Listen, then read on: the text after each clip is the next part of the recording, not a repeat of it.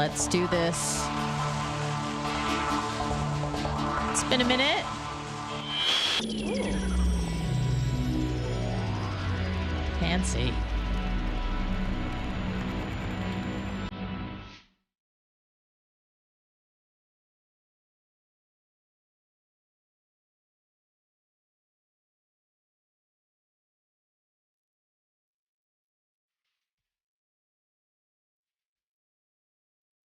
Hello. It's been a minute. Welcome to the Anna Hummel Show. We're getting started right on time because I got probably an hour tops. Tops. Because I got to be across town and I have to traverse through rush hour to get to a rehearsal dinner for a wedding. I've never done one of these before. Oh, the money's coming in. JHM 39.99. Oh, thank you so much. Mike Thurman 19.99. Yes, long time no see. Thank you guys so much for contributing to the cause. I want to tell you to spend your money on me, or at least during my show, but I feel like I also want you to save your money for tonight, because tonight is Bubba 199 with DJ Macho Man, Mini Macho Man. So make sure that you tune in for that. It's going to be on Rumble. It's going to be on Twitch from 8 to 10 p.m. tonight.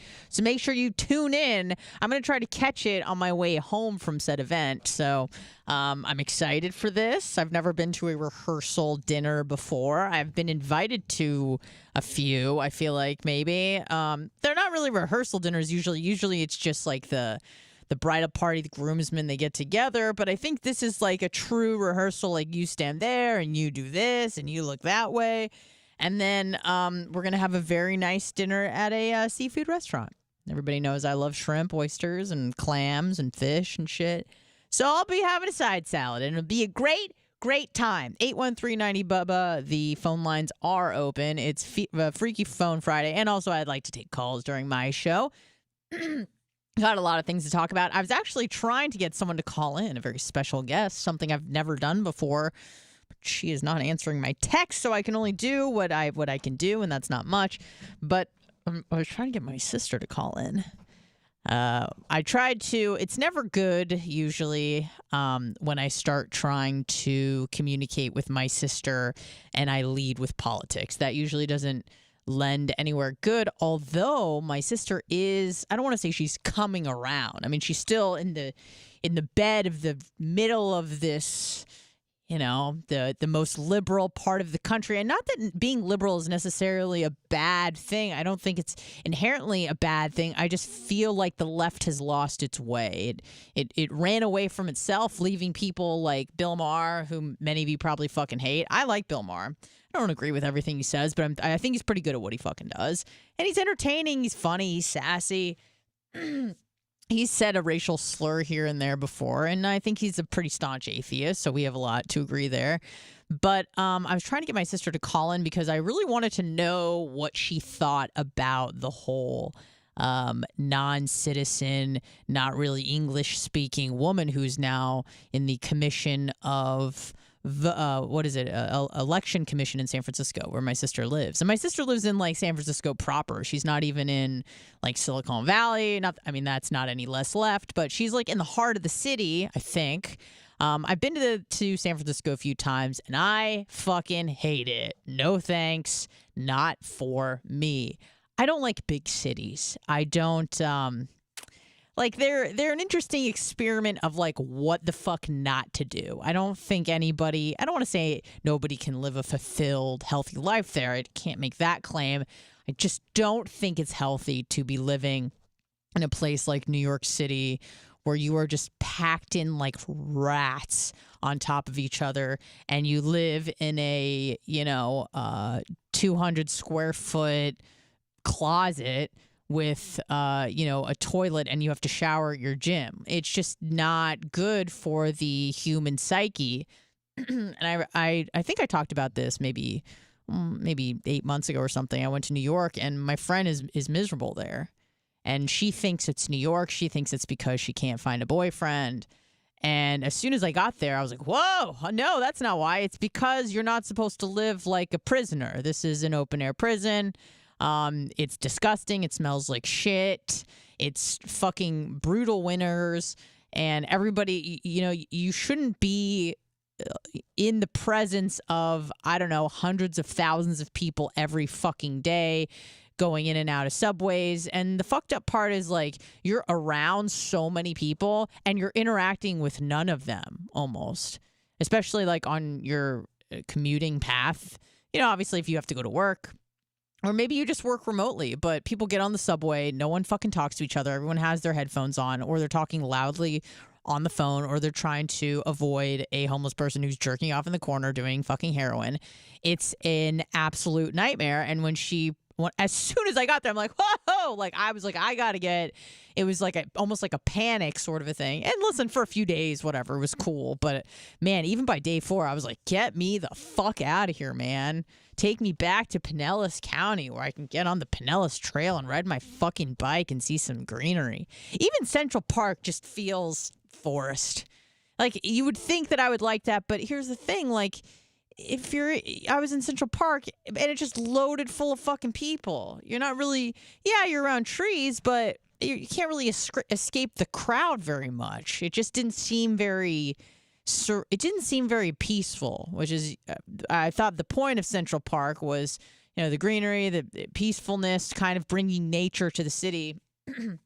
I didn't really get that vibe, even though there were lots of trees and, I guess aesthetically speaking, it was nice, but it was just too many people. I just don't think that's good for you. And I know some people have more of a stomach for it than I do. My sister certainly does. She likes the hustle and bustle. I fucking don't. And I feel like I'm moving in the other direction quickly. And I thought I would never want to leave St. Pete, but I have since moved outside of St. Petersburg into even more of a retirement community, and it is fucking awesome. I mean, everyone there is just in golf carts. They got money. Everybody's wearing, you're around money. Let me just say this. Let me paint this picture. When you see a lot of people with white hair and white linen pants with pastel tops year round, you're in a good place. You're in a safe place, okay? Everything's going to be okay. Then you add in the golf carts. Awesome. That's fantastic. I love seeing that shit. You see a lot of like older people in like convertible cars, maybe they bought it after they retired or whatever. And those are the kind of people I want to be around. I like it. It's safe. It's serene. It's calm. And, the first time I went to Sarasota, I'm like, this is it. I'm going to move here. I want to retire. I want to be here well before my retirement years because it just makes me feel so young. I fucking love Sarasota. I maybe even like it more than Pinellas County, and that's hard to beat because I fucking love Pinellas. Not so much Hillsborough. Sorry, guys. Brian from Philly, $20. Thank you, guys. I know. I don't know what it is about just being around old people. But I just feel like maybe it's the hustle and bustle that I don't like. And there's no hustle and bustle usually with old people. Not necessarily because they're all like, dying from either, diabetes or neurodegenerative diseases or Alzheimer's or something like that. But it's just more so because there's no need to hustle and bustle for the prospect of the future because the future is, I don't want to say it's grim or bleak or anything like that, but it's limited. You don't really have very many years left. So instead of when you're around people in their 20s, 30s, and 40s, and they're like trying to hustle to get to the certain spot, by the time you're in your 60s, 70s, and even 80s, you're like, okay, you've accepted your fate. The future is, you don't have much left. I'm not saying you're going to die tomorrow necessarily, but you're just like, I'm just trying to, I feel like you figured out by then, hopefully, what it is that brings you true satisfaction and joy and meaning in your life. And you try to just do more of that. It's not about necessarily making the money to get more money to, the business, like the businesses have been sold. The money's coming in, you got the Social Security, whatever it is, you're just trying to do what you love every day. And I think I need to be around that energy more so. Not that I think and I was starting to read this book about how like grind culture is toxic, which sounds like the most fucking woke bullshit millennial thing you could say, but I kind of understand it where you just like this constant pressure. It's like more, more, more, more. And I think it's a lot better now, actually, and not just because millennials and Gen Z are lazy pieces of shit. That's not why. But even this is different, and was even different from like when I was in college. Is the different perspective and respect for getting 7 to 8, maybe 9 hours of sleep a day. You know, it used to be the case where it was almost like a badge of honor if you could get away with sleeping 3 to 4 hours a night because you were really productive or you were really dedicated or disciplined, or you just had, you had to just push and grind. And, people were like, would brag about, yeah, well, I only got 4 hours sleep. Oh, well, I got 3.5. Yeah. And they're just on, 2,000 milligrams of caffeine a day, pushing through. And then all of a sudden, probably like, I don't know, 8 years ago, maybe less, that started to shift where you started hearing people who were heavy in the grind culture. Like the only example that comes to mind is like Gary Vee, if you guys know who Gary Vaynerchuk is, and maybe Joe Rogan too, but just talking about how they were getting 8 hours of sleep a night and how that was just a non-negotiable for them. And people were just like, wait, what? You sleep like a third of the day, literally? They're like, yeah, that's how I stay so productive the rest of, the other 16 hours is that I make sure that I get adequate amounts of sleep. So I feel like that's kind of shifted now towards, which I appreciate, this shift towards general wellness and kind of taking care of yourself before you not attack the world, but attack, life and try to get ahead of things. But anyways, I'm trying to get my sister call in. I don't want to say she's falling for it, but I want to hear what she has to say about this situation in San Francisco and it's not just San Francisco, but that is the example that comes to mind. I think there's places in LA where they're trying to push for non-immigrants to start voting, which is interesting because like I feel like in those places it doesn't really matter. Like it's not like they're going to go from blue to bluer, but I also see that it's the possibility that this will spread. And I know that we've talked a lot about, or at least referenced, replacement theory, right? So I feel like, and I'm not just being hyperbolic, I really think that this might be the beginning of the end. There were a lot of things that could have taken out America, maybe a fucking civil war that could have taken out America. Maybe 9/11, Pearl Harbor, whatever it may be, the Spanish fucking flu, COVID. Not that I lived through all of those things, maybe just a few of them. But I feel like this immigration and lack of border control is really just something that I feel like makes the great empires fall. And I was actually talking to my dad's friend, Jack. Oh, like you don't know Jack. We've had Jack on the show twice. Talked to him over the weekend. He's a very inquisitive and insightful person. We were talking about this, and he just thought that this was absolutely bananas. And it was funny because I even called it. I was talking about, the surge in Chinese immigration and how they're not really Chinese refugees. They are just, seems like, middle-class, educated Chinese people that are coming over. And Brett Weinstein, again, I'm not boots on the ground, but apparently Brett Weinstein, who is an evolutionary biologist, and I think he did a lot of work in Panama. He went to Panama with his son, and he started interviewing a lot of the migrants that are coming through the Darien Gap. I don't know if you're familiar with this. It's a gap of land. I think it's like, I don't know. I'm going to say 60 kilometers, and I don't really know kilometers. I just remember that fact in my head. I don't really know how far 60, maybe like 80 miles. I'm not quite sure. And he was interviewing, I guess, a lot of people at the border of the Darien Gap, probably on the Panama side, asking them, why they were coming to the States or why they wanted to come to the States and what their goals were. And a lot of them were like, oh, we're trying to escape economic desperation or gangs or whatever the case may be. And he said that he found it just really unsettling that the Chinese, were pretty hostile towards him and to everybody he was working with, and they didn't seem to be too favorable towards America. Like, it didn't seem like they were excited to be Americans. It seemed like they were more so on a mission. And I think that they also had some special stations set up where they really weren't having to go through the Darien Gap like the rest of the people were, because they have money. So the way this works is, I think that most people fly into Ecuador because Ecuador has, I guess, a very loose like visa policy. So they get in through Ecuador, and then they pay, a human trafficker, coyote, whatever, to get them through the Darien Gap and then take them through Central America to the Mexico-U.S. border.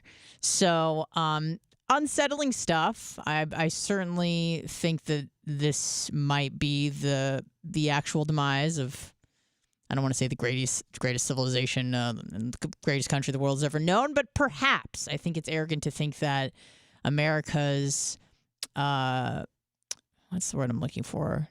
Primacy, I guess, will last forever. I don't think that's how things work. I think there's always cracks and people trying to challenge them, and by people I mean possibly the Chinese. And the fucked up part is, it's not even like, okay, we were attacked or we got hit with a nuclear bomb or some shit like that we could, or like COVID took us all out. It was the bubonic plague 2.0, something like that. It was like our own policies, and it was happening right under our nose, and everybody knew about it, and we let it happen because we were trying to be, we'll get into why this is happening, but this was happening for some sort of woke agenda, let's just say.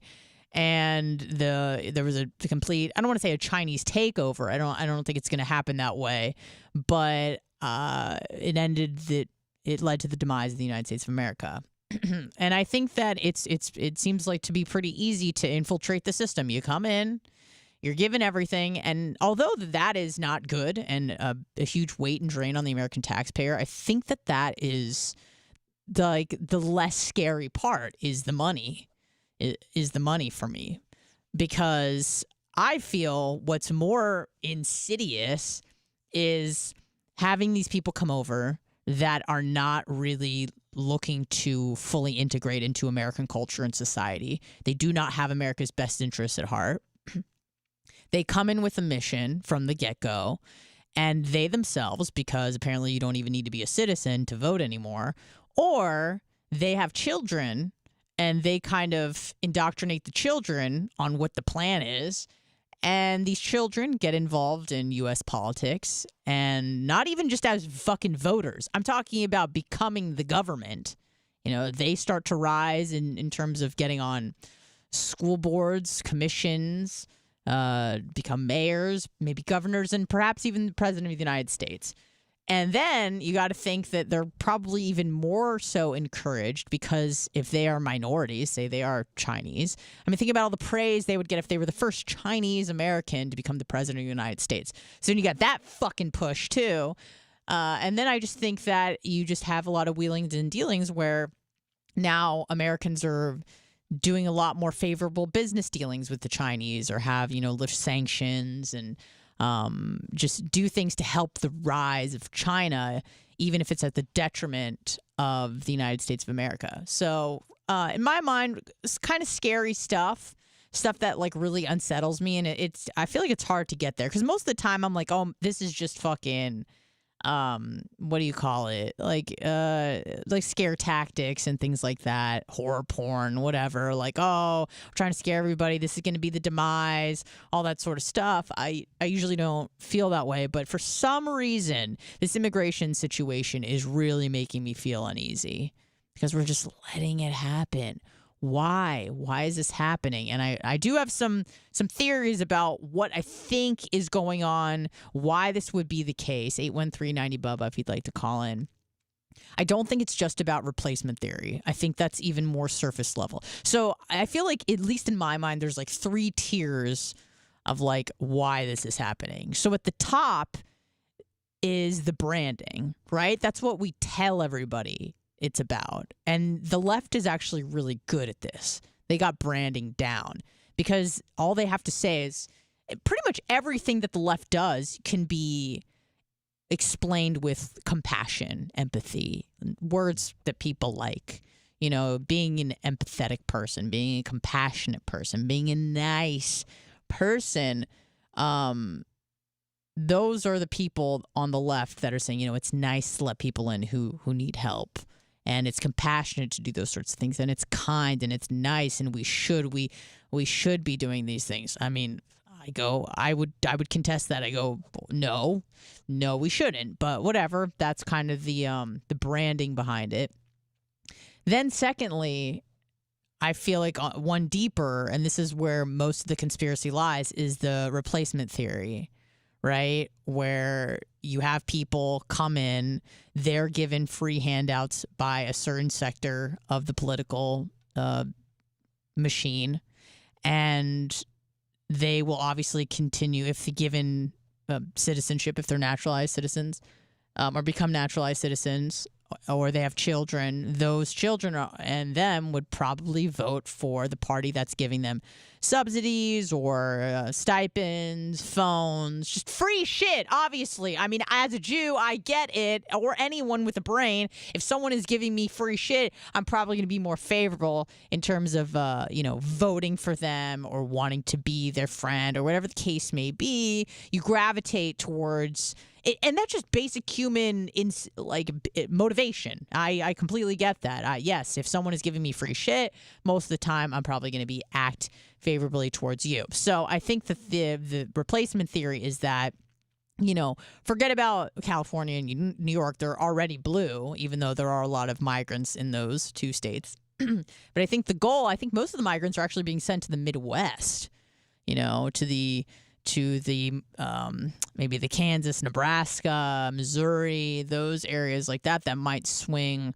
I don't know, I think Missouri might be blue, but the middle of the country, which is usually more red. So then I guess the thought is that you send people to those areas in masses, and then those people, once they are either become citizens themselves or given the right to vote, because what the fuck ever, and then they start to vote blue. They start flipping states, and then you have like a single party state. You have just Democrats. You kind of rid yourself of the political the two political parties that we have in this country. I don't necessarily, and then if you play that out, okay, you still have term limits. You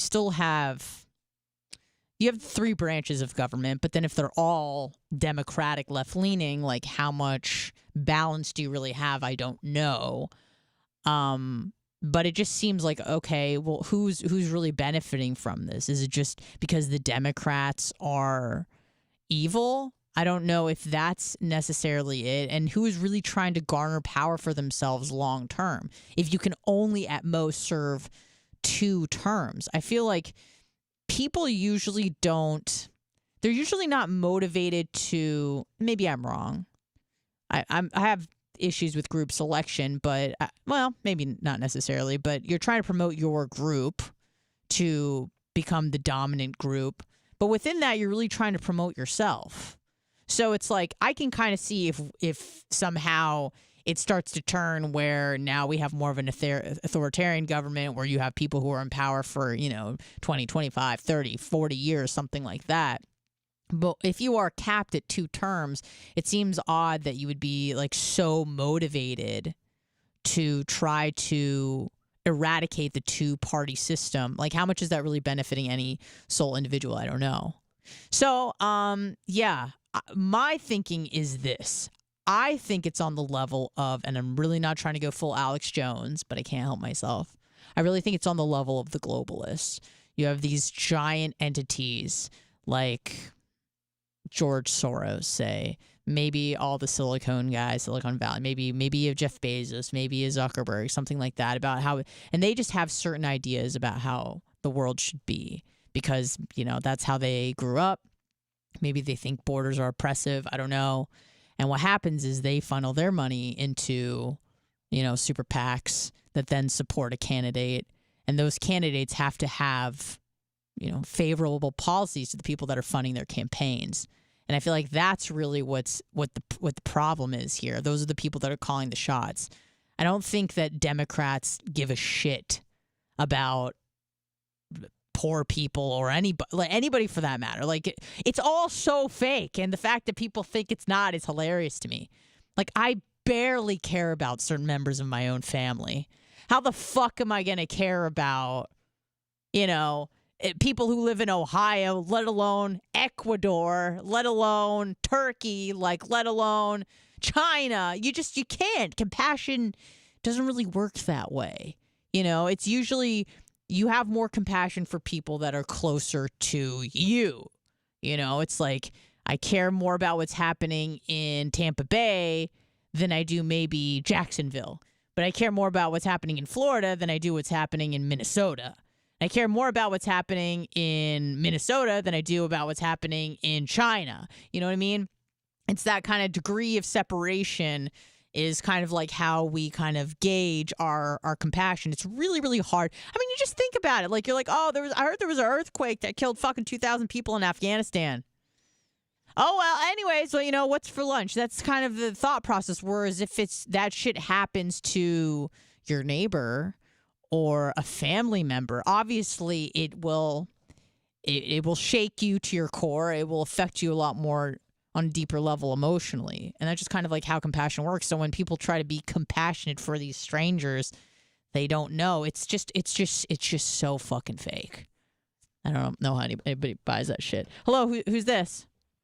On a Hummel, Joe the Supermarket. Of course it is. What's up, Joe? I'm excited. There's always a palpable excitement in the air in the morning and the day throughout leading up to 199. I'm a cog on the wheel lower, however, because you're not going to be there. And you already know that sucks, and it is what suck. it is. You got to do what you got to do, and that's fine. But, I'm sure everyone else knows it, too, that we're just going to miss you. That's all. I don't think anyone is going to miss me like you will miss me, Joe. And I appreciate that. I feel like we have a special bond, and I appreciate you and your support. But I feel like everything is just going to be perfectly fine tonight without me, which makes me a little sad, but, it is what it is. Hey, I'm not going to lie. I'm excited for Macho's music. Me too, man. And I'm excited to see what Macho's going to do. Is he going to rock out? Is he going to be techno pop? I know he's into the EDM stuff. So yeah, I mean, what happens there. He's a legit DJ. Like, I'm just like a wannabe. Like, even though my decks look kind of cool, it's just basically a glorified iPod. But Macho is the real deal. He sent me his actual sets before, and they're really fucking good. My only thing, and we've actually talked about this, Macho and I, he's like, I probably can't play that for the people because Bubba's going to hate it, essentially. So it should be interesting to see how he kind of plays to the crowd. You got to play, you got to read the room. I can't just be playing all my dubstep shit that I like so much, because the Bubba Army would be like, what the fuck is this bullshit? Play Kid Rock or something, So it should be interesting to see how he reads the room. Say it again. I know he's going to be over. He's going to be over as fuck. Oh, probably, yeah. As he should be. As he should be. Now, speaking of over, I got to ask you a question. Yeah. Do you notice that the tide has changed and you are getting more over if you do read the chat, when you do read the chat? Do you notice that where you weren't so over before and you were experiencing lots of hate, there's been a tide change, and now all of a sudden you're starting to get over with more and more and more people? No, I haven't noticed that. Because I don't read chat during the show at all, because it throws me off, and I can't help my eyes. It's like having bread in the house. I'm gonna just fucking eat it so I don't buy it. But of what I have seen, people are, I wouldn't say they're more positive towards me. At least what I've seen, I would say they're more neutral towards me, and that's totally fine. Like, there's more neutrality around me and what I bring to the show versus hate. There's a lot of hate, and now I feel like that has died down just a bit, which is great. And now there's just more neutrality, which I like. Well, you already know this because I already told you, but all the week, the highest pops of every show has all come from you, and you already know where all the high spots were. So We don't have to discuss that. But I I have mean, one you're more really crazy just question blowing I want to smoke, ask Joe. you. Yeah, go ahead. I'm really not, and that's what I don't want you to ever feel. I am not. I am the realest, most non-blowing smoke person in the way. If I hated your guts, I'd call you up and tell you I hated you. If I thought you were a piece of shit, I'd tell you. But I mean, everything I say is 100% true. So hopefully you can believe that. But I have a question about sports. Are you pranking me? Because I fucking hate sports, and I hate them more every single fucking day. And we just finally got over the season of football. I was so happy. I was like, oh, the Super Bowl's here. I can't wait. It's gonna be over. And then I totally forgot that like this fucking football starts again with the combine and with the draft. And I was just like, But from oh your no! dislike of sports What? But from your dislike of sports came the phrase at the end of the show, the phrase that pays: suicide over sports. Yeah, man. So I my just question is not necessarily about sports. It's more about sports cards. And I know how much you love opening packages. Yeah. Do you think you could get into an episode of Bubba Breaks and rip open some card packs and enjoy that, or no? No. Because I know what I'm going to find in the card pack, and that's cards. I don't give a shit about cards. It's more so if I were to open just a brown cardboard box, not knowing what's in it, and then there happens to be cards in there, fine. I don't want to open the box of cards knowing that I'm going to just find cards. It's one of those things where, like, here's the thing. I don't like guns or, the different types and learning about, but I understand why people find them interesting. I don't really like cars, but I understand why people find them interesting. Oh, I just hung up on Joe. Joe, call back. I fucked up. Sorry. It's been so long since I've been behind the board here that I forgot that to put someone else on hold. I accidentally hung up on you. I'm sorry. Call back. I understand why people like cars, right? I can understand, even though I'm saying this with hesitancy. I can understand why people like sports. I feel like it's just escapism. Is this Joe? Joe, is this you? I'm sorry I hung up on you. Hey, no worries. I only had one more question anyway. No, let me just finish. So yeah, I want you to finish. Yeah. Okay, that sounded weird. I understand why people like sports. I feel like sports gives people a sense of escapism, something to look forward to on a somewhat weekly or, when it's in season, whatever basis. The card thing, it's just fucking what? I don't get it. I'm glad it brings people joy. I really don't fucking get it. I get gambling. I get all the shit that the boys are into. I get the racing, even though I find that to be not very interesting. I'm just like, okay, boys like fast things that are loud and, okay, and the racing and it's dangerous. Boys love danger and risk, and sometimes girls do. I'm not saying it's just a boy thing, but typically it's a male thing. They like putting themselves in, dangerous situations and going fast and shit. I get it. I get why that is appealing to people. I don't get the card thing. So are you collecting anything? When I was a child, I collected like geos. I got into rocks. Did you get a kick from that? Did you get a thrill from that? Yeah, and not because it was like a one of a kind and collector's item and I wanted to sell them. Like, it wasn't so much about making money. I mean, I was like, between the ages of maybe 5 and 8, but I really liked collecting them because I just thought that geology was cool. Like, that was really cool. I really liked learning about sediment and different layers of the planet and how rocks were formed after, for thousands or perhaps millions of years. Like those purple, I had a lot of rose quartz. I really liked that. I really liked the purple and blue geos that you'd crack open. I used to love obsidian. Do you remember obsidian? Yeah, the black and with the white specks. Oh. Yeah. I liked more of the bright colors, as a little girl. I liked the blues and the pinks and stuff like that. I've been a collector my entire life of professional wrestling memorabilia, and never once did I ever think I would sell it. I knew it would hold value, And I know what I have from 1984 all the way Yeah, up because until you now is intrinsically so valued the memorabilia. It's not so much you were trying to everybody turn it says, over you and need to sell sell it. your stuff. You need to sell your stuff. You'd have so much money now, and you wouldn't be broke if you sold your stuff. I'm not selling my stuff. It's not going to happen. It's in a storage facility, and as soon as I can get into a place where I can live, I'm going to bust that stuff out. I'm going to hang it all over the walls, and it's going Nice. to be displayed. I'm obviously not going to hang it myself, but I'll have somebody help me. But here's So the what's question I yeah? have Go for ahead. you, and this is a trivia question, and I already know you know the answer because you're good with numbers. You don't forget nothing. Unless it's But I sports, ask I this trivia can't. question to Yeah. so many people that are Bubba Army all the time, right? Yeah. And nobody ever can answer the question. So here we go. What was Bubba's jersey number for football in college? Oh. Was it? I honestly, in college or what, Yeah, did he play in college? college football jersey. Oh, okay, that's right, he did because he was doing steroids. I feel like two numbers are coming into my mind. Spit them. I don't know why I feel like I'm not looking at chat. By the way, I want to say. For some reason, I want to say like 14 because that was Tyler's number or something like that. And then also like the number 31, but I'm probably wrong. Even if you added those two together, you still wouldn't get it. Do you want to know what it is? Yeah. 64. Okay. Yeah. I always had a hard time remembering because I always thought it was 62. But then once I really honed in my memory and said, nah, 64, I'm never going to forget it. But it's just funny that so many Bubba Army can't get that trivia question right.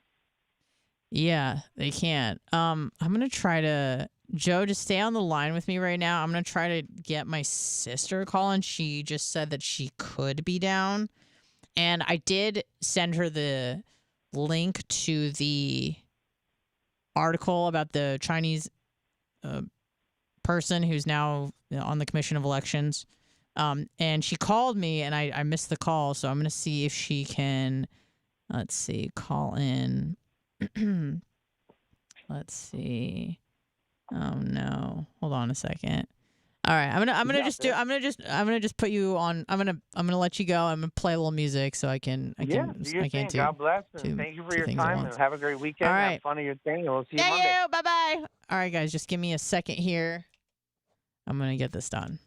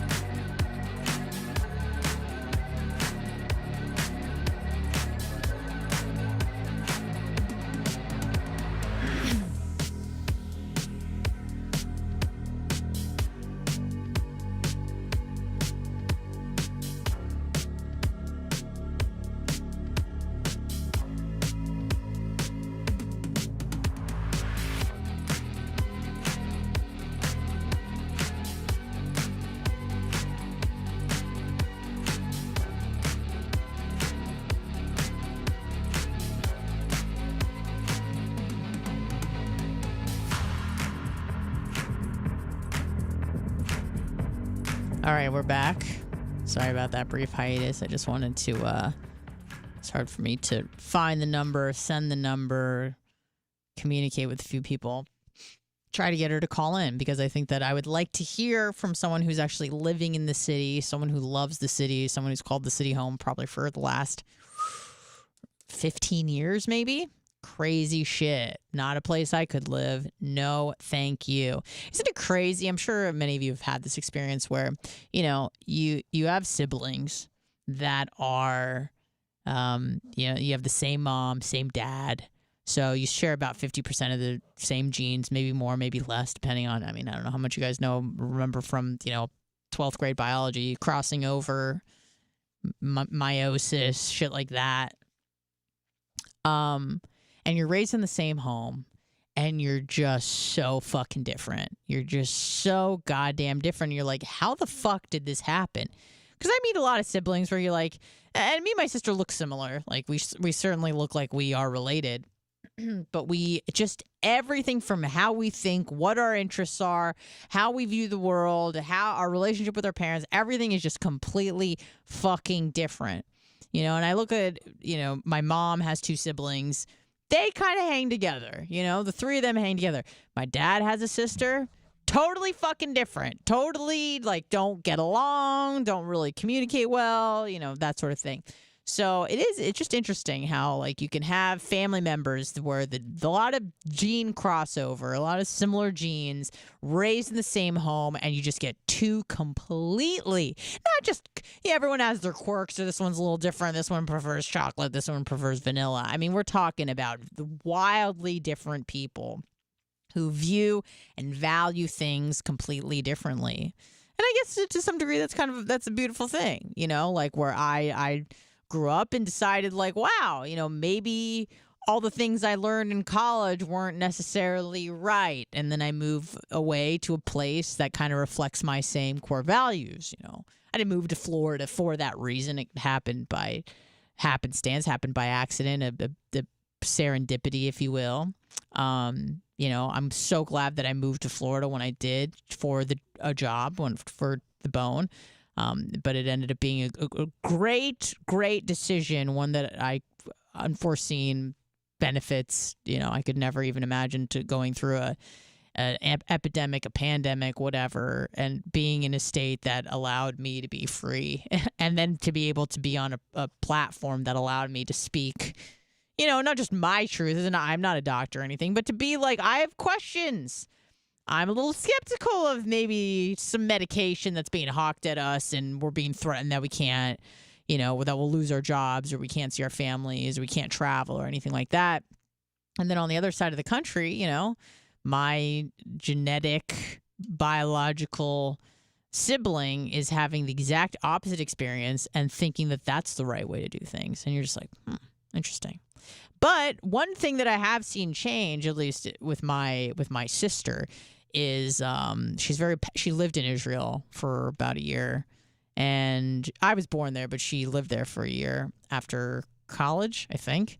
And she's very passionate about. She herself is, you know, she eats bacon. She doesn't give a fuck, but you know, she's not a religious Jew by any means, but she is a secular one. I think she definitely identifies culturally as being Jewish, much like me, but, you know, doesn't really engage in any of the religious practices, much like myself. But she's very passionate about Israel and Israel's right to exist and stuff like that. And it's very strange because you see this weird schism with the left where there are a lot of Jews on the left.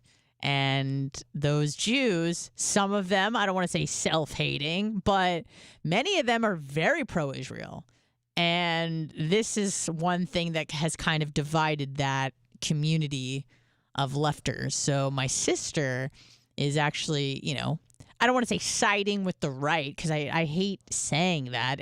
I hate that it's like a right or left issue, but it kind of is. It's like you should just be like, I mean, I'm pro-Palestine, I'm like pro-Israel, whatever.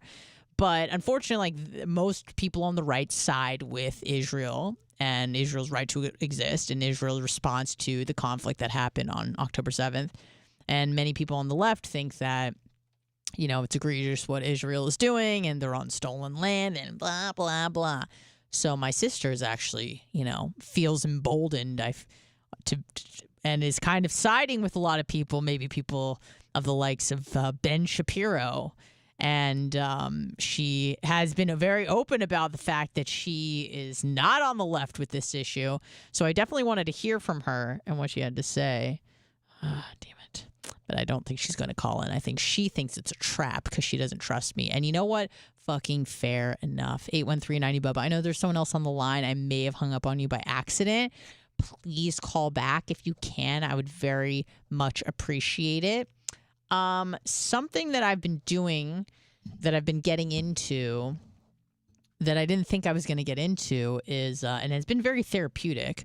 A lot of people, I don't want to say a lot of people, you know, I'm always into, much like the boys like the sports and the racing and the guns and the shit like that. I like learning about longevity and health and intermittent fasting, and the cold plunging, the VO2 max, blah, blah, blah, and the BMR. That's my game. I like learning about that.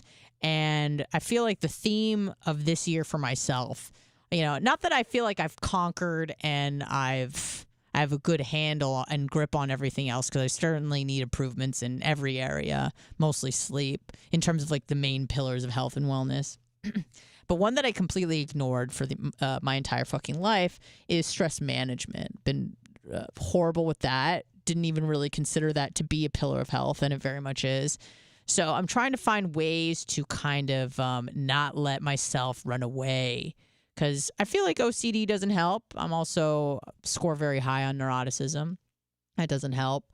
I don't think it necessarily helps if you have a monthly cycle. That can kind of throw you the fuck off, where the hormones are up and they're down and they're sideways and they're gone and then they're here and then it's hard to manage. And hormones are a real thing. If you start taking tea, you're gonna probably start feeling differently. And that affects your neurochemistry, that affects your thoughts, that affects everything. So if you can imagine the ups and the downs of having a cycle, it can fuck you up, but you need to find ways to kind of be able to manage it and bring it back to center, or at least try. So I've been experimenting with all different sorts of things.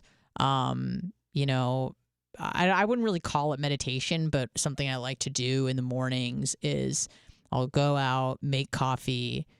I have like a little, it's like a outdoor back patio screened in willy thing, but I'm outside and I don't bring my phone. I don't bring anything. And I just sip coffee and just like stare into space, just stare. And I just like will look at a bird or a plant. We have a little garden and there's little tomatoes, growing and stuff. It's really cute. And I'll just stare at shit and just think about, what are my intentions for the day? How do I, what sort of things am I trying to accomplish? And it doesn't have to be fucking anything. I'm like, I need to get my laundry done. Like it's very like basic fucking typical just life shit. But it's like, okay, let me try to think about like what I'm trying to just get done today. What will make it a quote successful day for me? Cleaning the bathroom, going to the gym, whatever the case may be, and just kind of dial it in. And trying to be the one who's actually writing my story instead of just looking at an email or watching a video and then being emotionally affected by some external stimulus, like trying to reverse that and just stare out and go, all right, I'm the one running the show here, not getting emotionally, you see something on Twitter, you see something on Instagram, and now you're aggravated or you feel some type of way, but this is manipulating your mood, essentially. I'm trying to not have that happen. At least for, 15, 20 minutes the first part of the day. I can't really do that during the week, obviously, because I get up and 20 minutes out later I'm out the door as apparent by my appearance. But on the weekends I try to do that, be mindful about that. But I was thinking about maybe doing some journaling, and I was just like, do I really want to do that? And just writing my thoughts, and like, what if someone fucking finds my journal and it's like really embarrassing, or I write something that's really revealing or some deep dark secret, and it's like, how open can I be? And I don't know. I was just like, I don't know.